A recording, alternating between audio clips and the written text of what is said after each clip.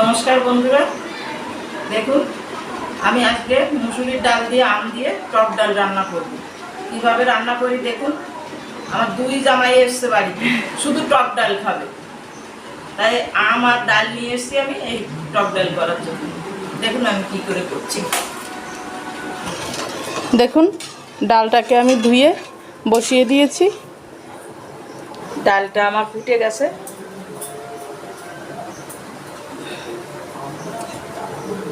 কাটা দিয়ে একটু মিলিয়ে নিচ্ছি।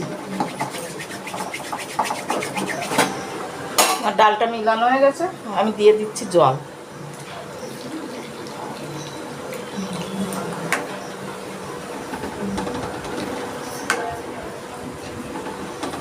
ডালটা আমার ফুটে উঠেছে,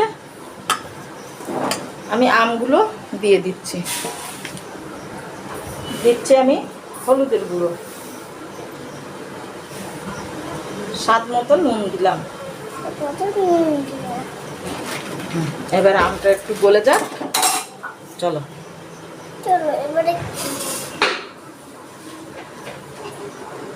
আমি ডালটা এখন ফোড়ন দিয়ে দেব। আমি ফোড়নে সর্ষের তেল দিচ্ছি ছোট একটা শুকনো লঙ্কা। আমি দিচ্ছি অল্প কটা সর্ষে ফোড়ন। সর্ষের মধ্যে অল্প একটু নুন দিচ্ছি। এই নুন দিয়ে একটু চামচ দিয়ে এরকম ভেঙে দিলে সেন্টটা খুব সুন্দর হয়।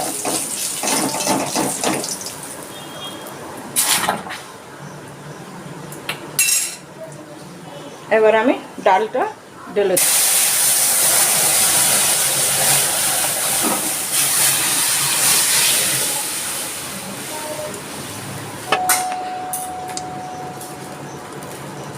টক ডাল, তাই আমি এখন একটু চিনি দিয়ে দিচ্ছি। 1 চামচ চিনি দিলাম।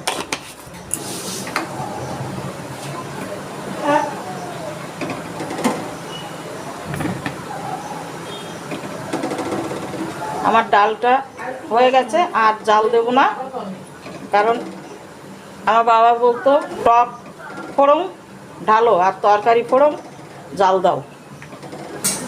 আমার টক হয়ে গেছে, আমি গ্যাস অফ করে দিচ্ছি।